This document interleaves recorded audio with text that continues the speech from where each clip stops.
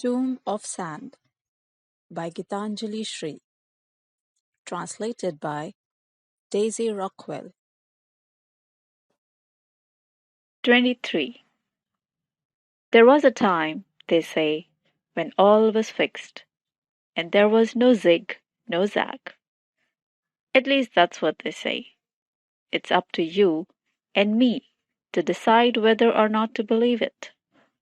That each human was safely ensconced in his or her own role in society, and knew how to behave with whom.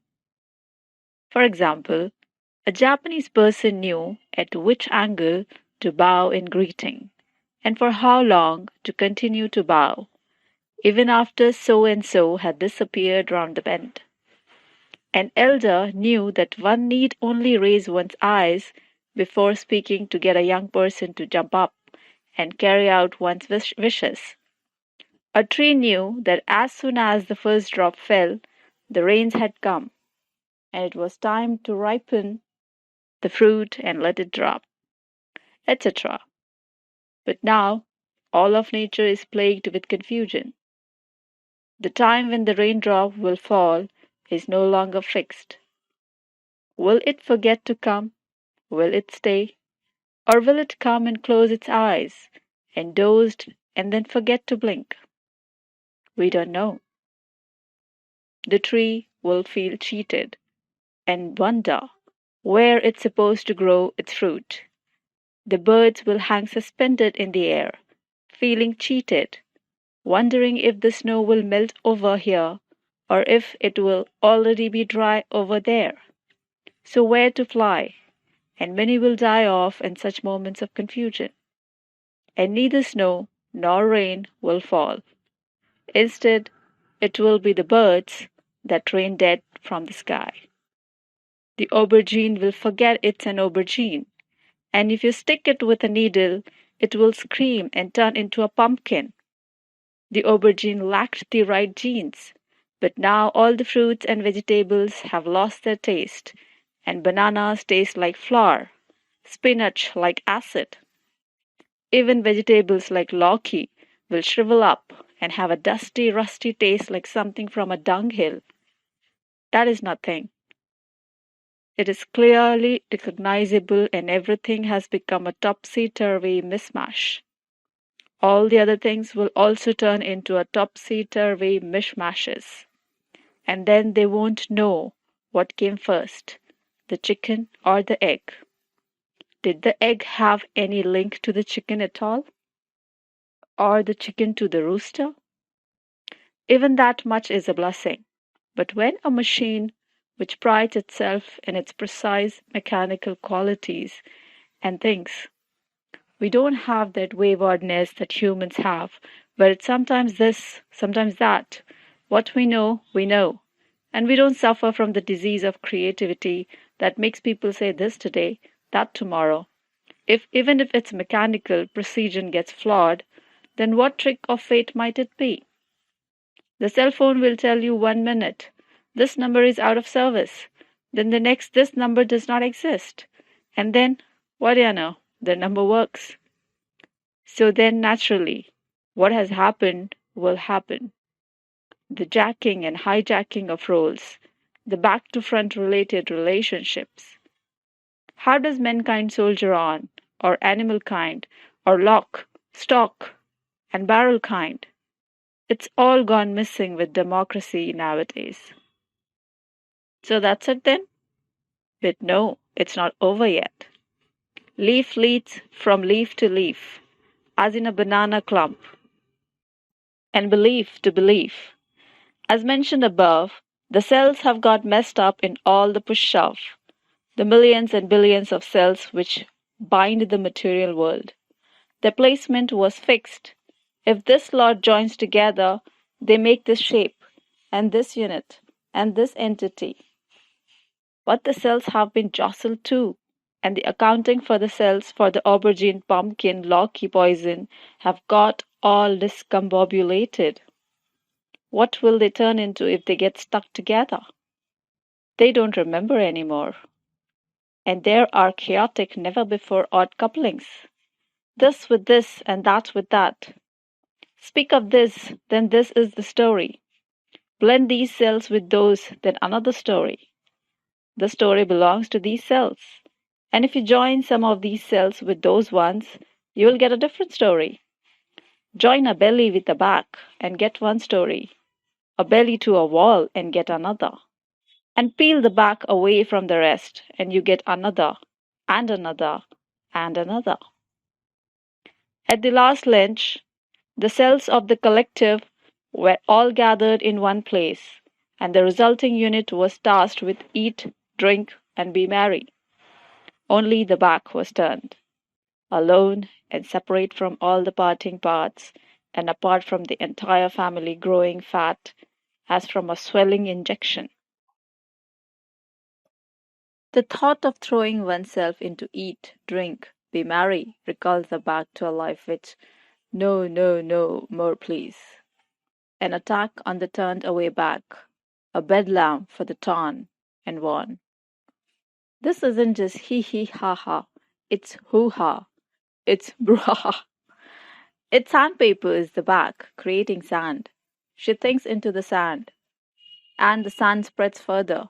One can walk on it. She can walk. She walks along, barefoot, wind blowing, sand swirling, immersed. Years of dread turn to sand and begin to fall away. Let her slip, tumble. She will be freed. She will keep shrinking, growing lighter. So light she'll start to rise from the sand, as from a tomb, as from a trance, as from a tomb-like trance. She will begin to fly with the particles of sand. A whistling sound will emerge from her mouth. It will tremble in an unfamiliar world, binding air to air. 24. People never tired of chatting about the last lunch for years to come. Everything and anything had happened there, supposedly, and every account something was still left out. So the accounts never came to an end. Everyone had come. Everyone had taken part in the festivities. The heap of discarded clay cups and leaf plates grew so mountainous, it seemed to boast, "Who can top me?" And the municipal committee paid its respects by refraining from removing said mountain for several days. Grass, leaves, straw rustled about as though fragments of dance and song had lodged in them, and still shimmied away inside. But after the party, new goings-on got going. The party had been like a wedding. That is, an end of being an officer party. So a wedding to top all weddings. One could say that now that the officer party was over, things were like they are after a wedding, when the bride and groom have gone on their honeymoon. Brooms sweep, tents and canopies are dismantled, the pavilion is removed, the chairs, decorations, and dowries are loaded onto trucks. Everything rented or leased is returned, and now a new commotion breaks out, accompanied by the melody of the post-wedding lament. That is, the rituals have been carried out, and the time has come to depart from the wedding home, where the marvelous party was held, to set out for a simpler dwelling. And thus after the lunch party, Buddy's home began to empty out and was filled instead with the shifting and shuttling of labor. Clouds of dust flew about as all belongings were packed in boxes, sewn up in sacks. A reliable old battalion, Vilasram, Kanteram, Rupa, Sheila, their children, etc., all were present because one should keep an eye on workers coming from the outside. Make sure nothing gets a scratch or crack or is whisked off midway. Everyone was coated in dust and sawdust and overseen by Sahib and Mem Sahib, Bade and Bahu. This was not a party, but there were rounds of tea and refreshments. Things chugged along, hot snacks and lukewarm hospitality for the workers, and through it all, the pandemonium of the wind returned. It isn't easy to squeeze everything out of one home and into another. What to take, what to leave behind. What had to happen, happened, because no matter how much we believe in our own uniqueness, we are just like everybody else. Husband and wife clash and clang. Whether meaningful, meaningless, or meaning neutral, there is no lane or nook where the clanging does not resound.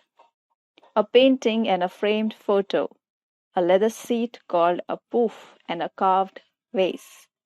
If one of them got these packed, the other would remind them that Sid and Sirius' son, when they were small, kept demanding water at night, but you never woke up. The other says that the trash cans, buckets, floor, mat, shoe, cupboard must all be taken along. Then the ledger of marital complaint opens. The diamond jewelry set that had been given to Bahu by Bare's family and was much flaunted is brought up and faulted as not half what it was claimed to be, touted as second hand, and she had got it checked at the jeweler's and had felt so embarrassed. Throw out the files, they are of no use. I bought all these things. I have the right to decide. There's no room there. You're just in the habit of filling every available space. Look over here. All my things fit into this tiny corner. That's what it will be like there, too. The whole house is full of your rubbish. Whose is this? And this? Sushila, whose nonsense is filling every box and every cabinet? And this is Amma's, which she doesn't even look at. Don't speak of Amma. She takes up no space. She doesn't use anything. But her stuff is here, all around, and she'll go there to live too, with all her possessions used or unused. And we'll store the flower pots on our heads or what? The plants might die, but you still don't think we should give them away. By the time Sid entered, swinging a tennis racket, the heat was at its pinnacle. Now what? What happened? He asked Sushila, who said, suppressing a laugh, Mem Sahib is saying to make khichdi. Sahib says to make parathas. Hey, don't lie. I said make whatever you need to. Just tea for me, snarled Bahu, putting the phone aside for one moment, and then returning across the 7 seas to complain about her ghastly situation. Rubbish! Bari leapt up in the next room. What I said was parathas are more sensible. Khichdi will go cold. There's so much dust everywhere. Parathas are made out in the open. Bahu again, holding the phone away from her face. Amma also eats light. Amma will only get up if she smells the fragrance of parathas. But she won't get up. What do you mean? Bare was enraged, as if there was a hidden meaning to Bahu's words. Did you hear? Did you hear? Bahu told her younger son across the 7 seas. This is how he picks on me. Mom, why are you ruining his party? He wants to enjoy himself there. You're bothering him with the problems here, interrupted Sid. He tried to cheer everyone up. Just think. He's probably sitting around with his white girlfriend drinking beer, and here you are gritting things up with the taste of dust and khichdi. Would any mother act this way? Because of her, he can't even have a girlfriend. She keeps him stewing in her worries. Every time you look, she's picking up the phone to register a complaint with overseas son. Parathas, Sushila suggested softly. See, now even the servants are stubborn and don't respect me. Bahu's voice echoed across the world. Maybe, suggested Sid, trying out another joke.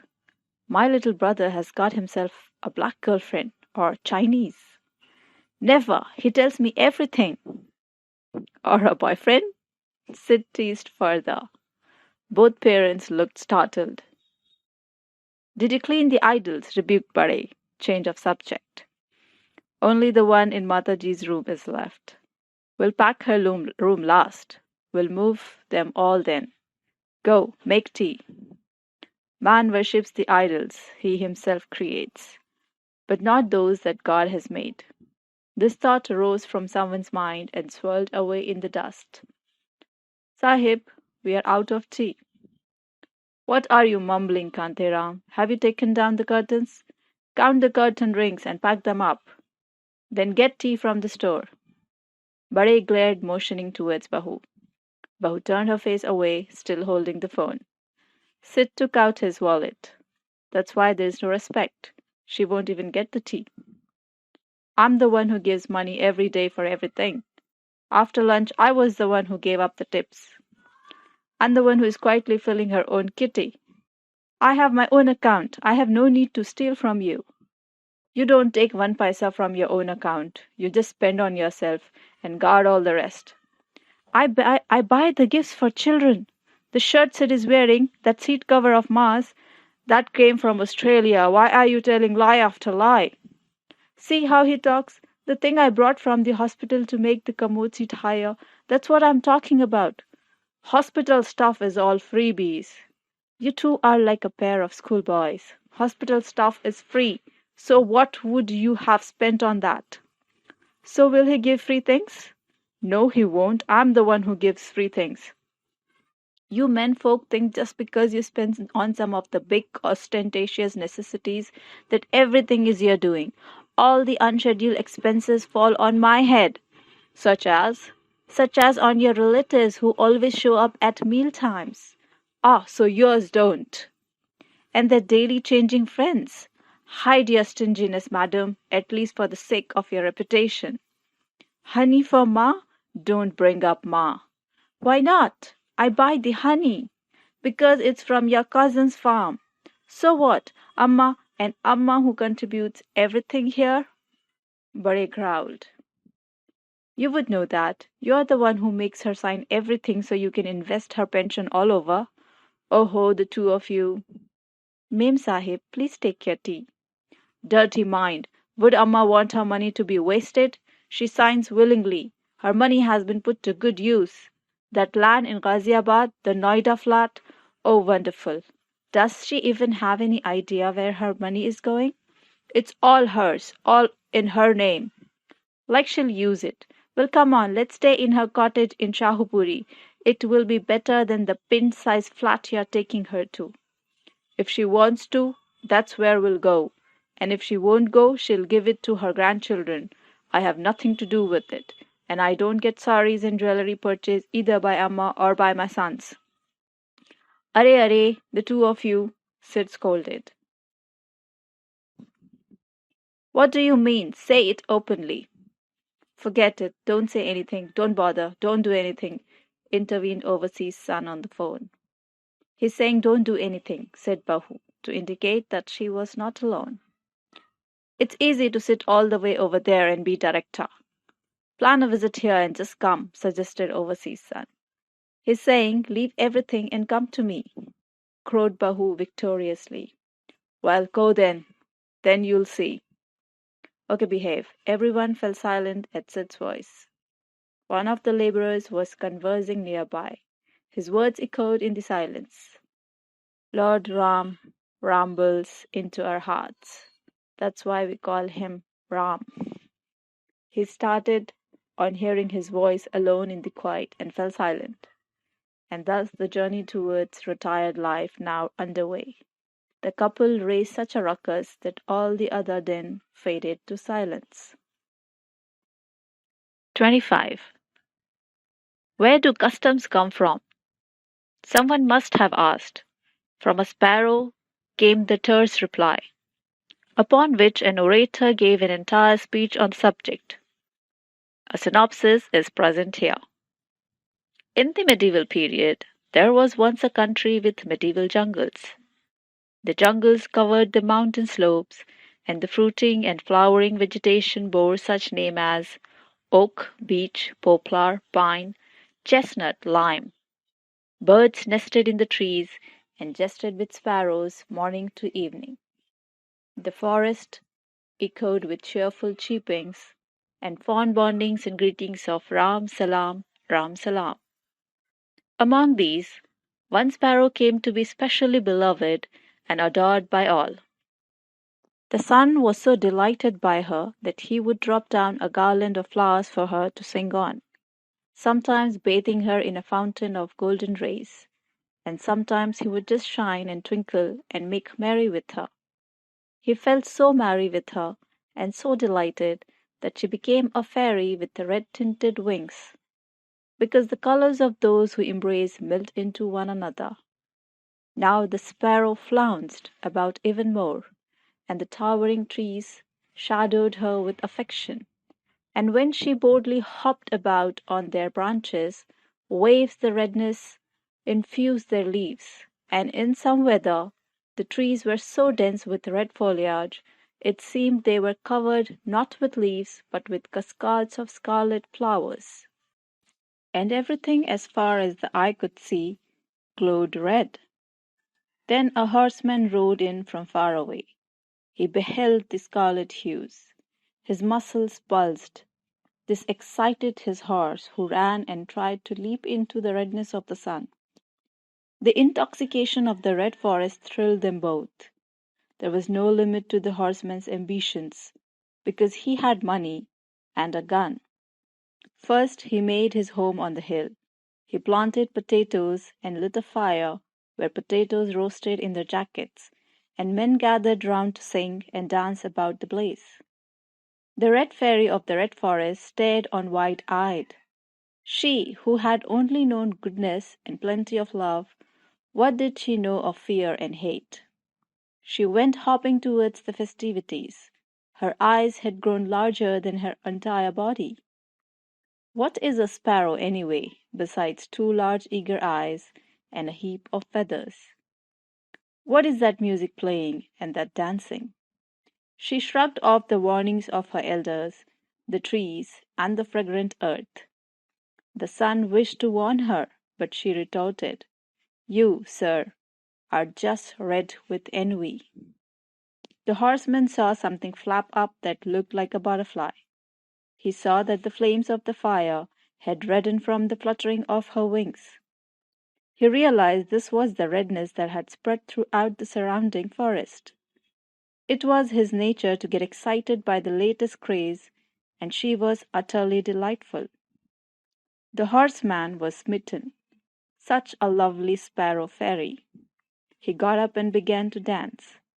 The red fairy, considering this a summoning, began to dance on his head with cries of glee.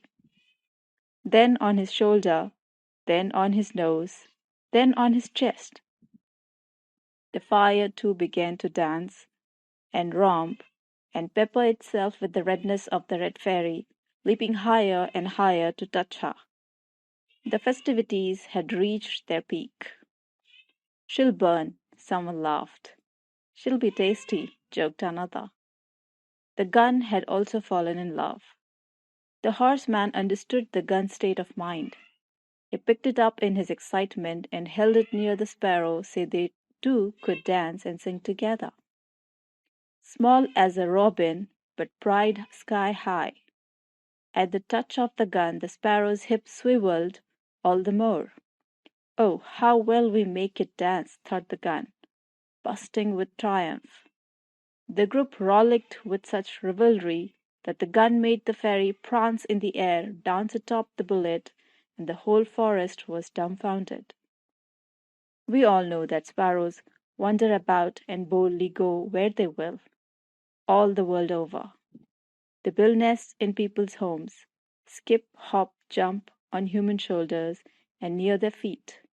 They chat with themselves in mirrors, and sometimes when the conversation gets heated, they beat their own heads, thinking, "If I beat myself, then you will be beaten." At which the mirror too gets soaked in blood, trying to settle the matter amicably between bird and reflection. And this now is the gist of the speech. In the red forest, the custom changed in broad daylight or in the dead of night. The sparrow became synonymous with fear. Customs fit to memory, so that no one remembers what had happened. They may not even know, but the heart feels fear thereafter, century after century. Just as the Urdu poet Firaq Gorakhpuri has written, "एक मुद्दत से तेरी याद भी आई न हमें, और हम भूल गए तुझे ऐसा भी नहीं." I have not thought of you for ages, but it's not as though I have forgotten you either. This is the nature of customs. From then on, at every noise, the sparrows of the red forest began to behave as though the hunter approached, and that the purpose of every gun was a display of machismo.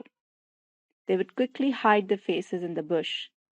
Centuries passed. The hunters died or were killed. Hunting was declared illegal. Guns became binoculars or cameras. Horsemen became bird watchers. But the sparrows turned into bundles of fear. The custom carries on, even after the rationale has ended. The ornithologist Salim Ali is astonished and thinks these cannot be sparrows that have turned pale on seeing me. They grasp a straw tightly. But they were and are sparrows, even though this behavior is not innate to the species. That sparrow was born the red fairy over whom the sun was besotted, and because of whom the forest filled with gaiety.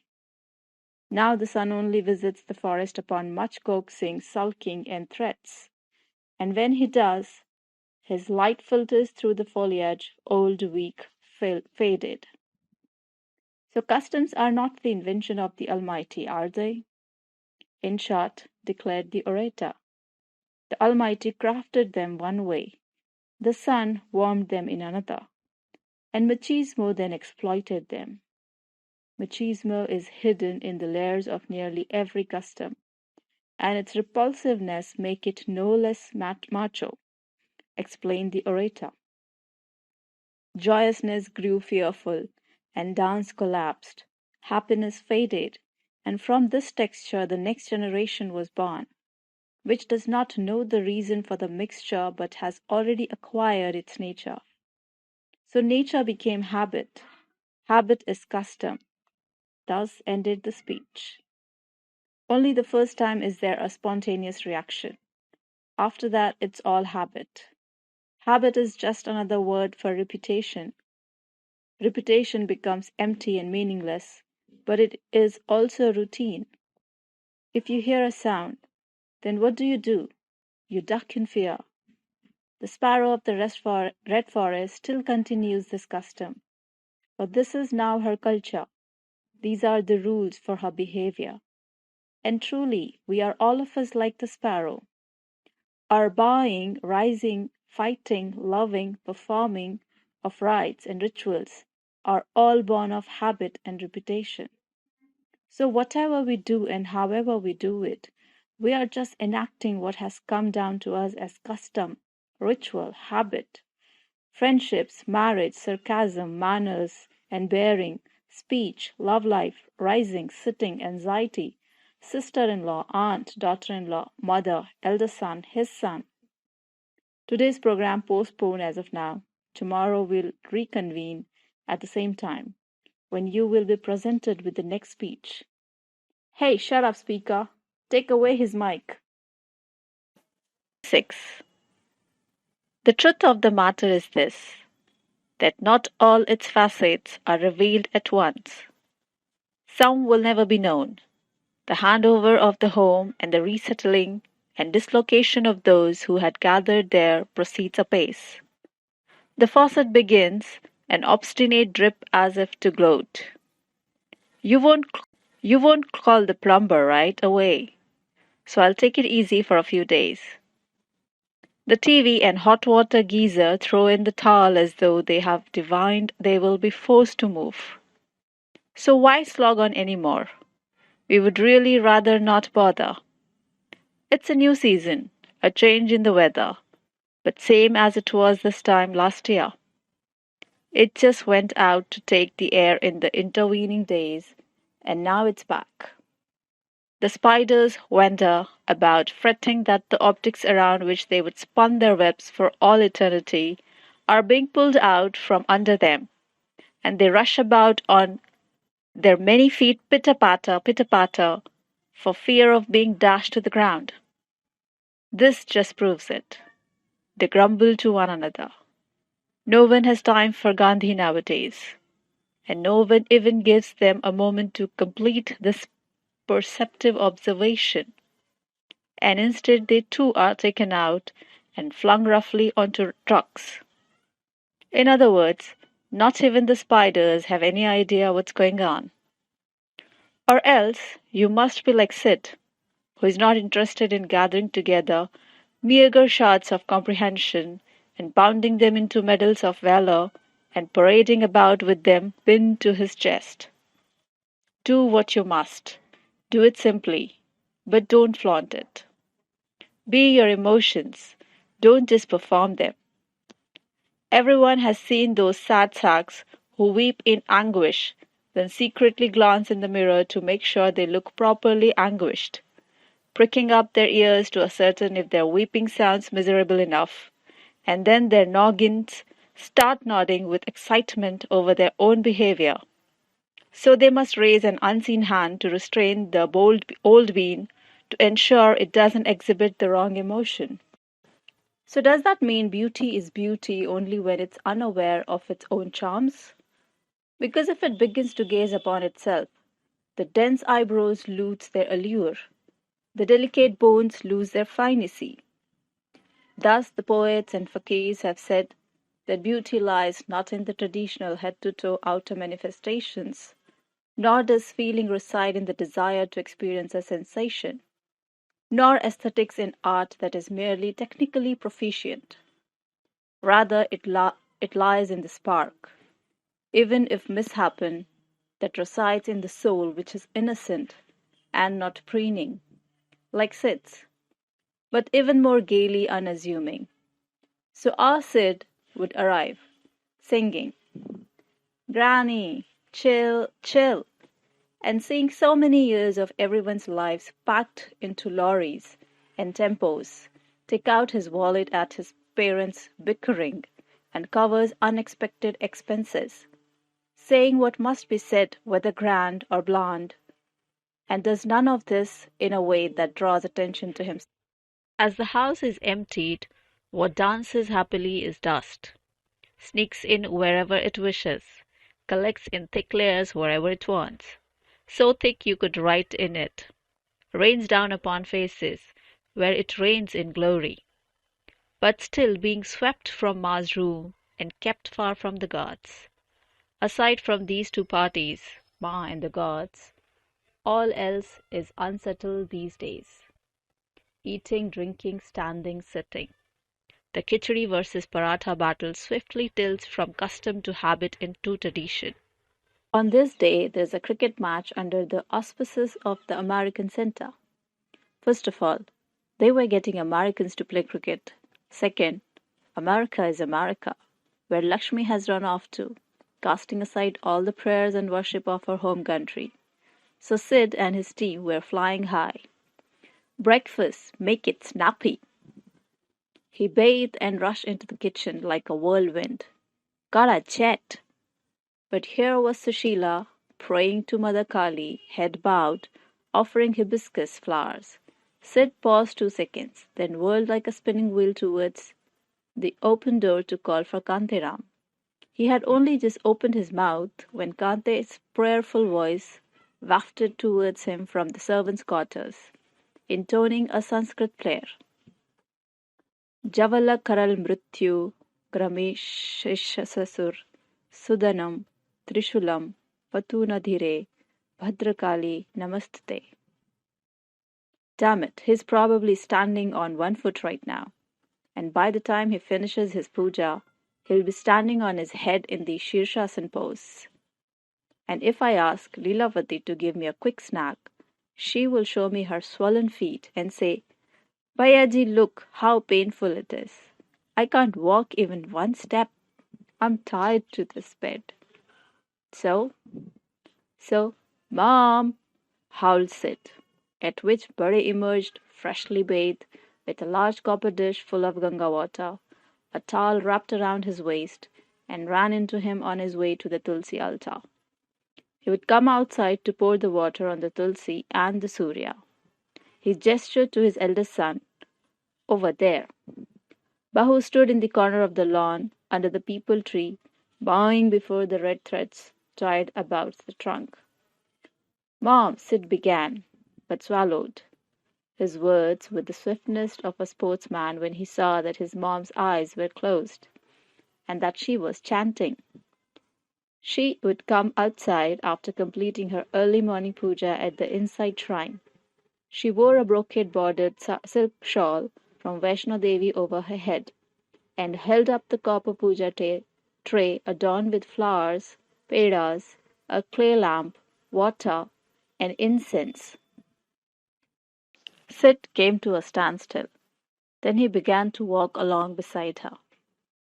Mom would stop to salute every god in the house and circle the tray to perform the arti, spreading the fragrance of the incense. Once she's done, I'll speak. Sid reasoned to himself, but the arti must be performed before every single statue and image, except for the idol Buddy said was worth lakhs, and he would sell it to a museum if it weren't a memento of his father's from his district judge days, which he had got on a dig. So he couldn't sell it. But since it was cracked, they couldn't keep it out on display, and it was in Granny's room behind the clothing in her almirah. But the absence of one idol made no difference. The puja flame twinkled in every picture frame, and there was no wall in the house on which some form of a goddess or god was not installed. Wrong. None in their bathrooms. And so the light of the clay lamp flickered over the walls, niches, tables, and the scent wafting from the incense hung in the air, and mother and son were making the rounds of the whole house, mom chanting, son waiting, togetherness in a new sort of intimacy, both walking, then stopping, one silent, one muttering to the flame of the burning lamp on the tray, first with a wave of the hand towards the deity, then towards the lamp, so that in the end, afterwards, at Aarti taking time, everyone's blessings would exist in the flame, and holding up the incense, circling it round and round, 2 or 3 times so that it would waft over all the deities, and the blessings would reach everyone in the house. And the gods were infinite. Durga, Kanha, Shivling, Srinathji, Kali, Nandi, Shirdi ke Sai, Narsimha, Saraswati, Radha, Krishna, Ram, Sita, Sai Baba of Puttaparthi, Hanuman, Lakshmi, Parvati, Vaishno Devi, Santoshima. Gods on the walls, gods in every corner, even gods behind the doors, gods in the shadows of flower pots. Can any place be concealed from the gods? Their reach is infinite. And then the pictures of the grandparents and the great-grandparents, because the gods also dwell in our forebears. And Sid, a picture of patience. But when they reached the glass shelf in the TV room, he gave up hope, for here dwelled the Ganesha collection amassed by Bade and Bahu. Ganeshas of glass, metal, wood. One of rexine they had got from the Saturday Bazaar, one printed on a beetle net, and then the artistic Ganesha of stone and wood, with the nearly shapeless trunk and belly. And here we go, on to the contemporary Ganesha, lounging on a deck chair, wearing goggles, sitting cross-legged, book face down, chest resting on his belly, and the one that was 5-faced and Ravana-esque, but not actually Ravana, and the one performing the Tandav dance, and then another absorbed in dance, and the one holding up an umbrella, and the one giving a speech on a mic, perhaps in a shirt and trousers. Each and every day his forms multiply. It would come as no surprise if, as we speak and Bahu prays, Bade or someone else were to reach out from the behind and add yet another Ganesha to sit amongst his many existing selves. The tray would simply turn in that direction, and the flame and the incense would circle and swirl around that one. It would take longer in here than all the circumambulations around the house put together. Oh Lord! Sid struck his brow in consternation. He forged ahead and peered into the fridge to see what was in there. But nowadays provisions were scarce. He dashed over to garage to see if he could ask Vilasram's wife, Rupa, or Vilasram himself, to cook him up a quick rumble-tumble or a paratha at the place. Gotta run.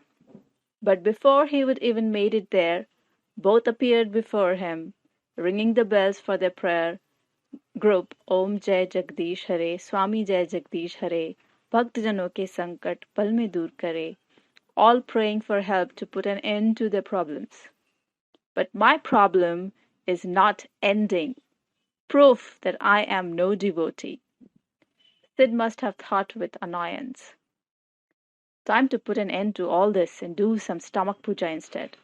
Find a place protected from the incense smoke of religious rituals and lay my head in the lap of my beloved granny and then get out onto the field of play.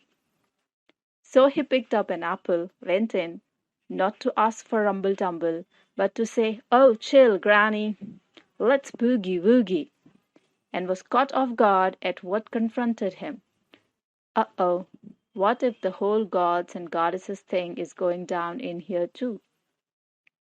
Granny had, as of when, picked up the new cane and lay flat on her back, holding it in the air at a 90-degree angle, eyes closed, still as a statue, looking every inch an otherworldly idol.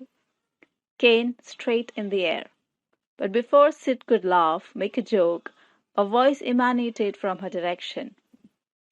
I am the wishing tree. I am the Kalapataru. Whether she had been inspired by all other deities inhabiting the house, or by something else, no one knew, because after all, there's quite a lot that no one knows.